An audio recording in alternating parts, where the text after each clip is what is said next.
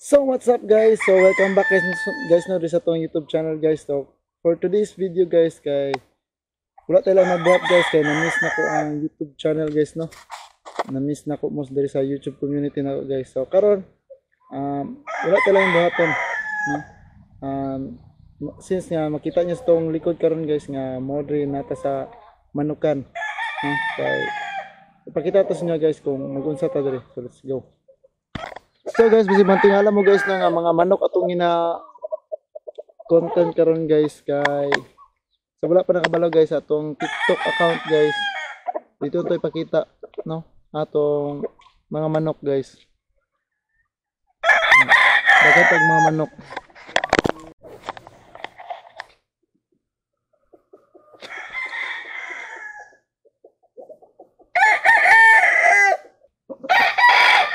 Ang broadcock na bulag one eye.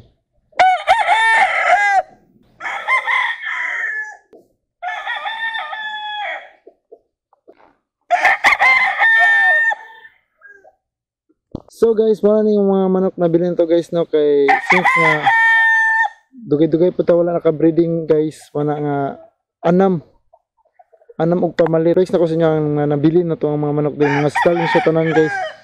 Pero napo tayo mga bull stag pero gina-prepare na po nila. So guys, white legs.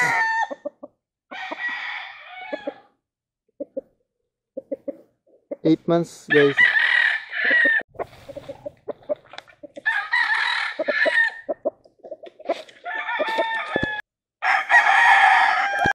Kung po tayo kuwan guys, kanang tinatawag gold.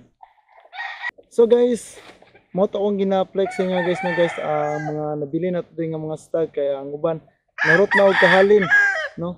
So kato lang guys kay since na wala tayo update din sa tong YouTube no. Ay, by the way guys, abangan niyo to tong mga vlog na to guys about farming no. Kay nag katong area na to ito sa village guys ato tong gitamnan og mga vegetables so kato guys, I hope nga nag-enjoy mo sa video and please guys, kung bago pa lang mo din sa akong YouTube channel guys, please consider to subscribe my YouTube channel and hit the notification bell para updated mo sa akong sunod na mga videos. Let's go.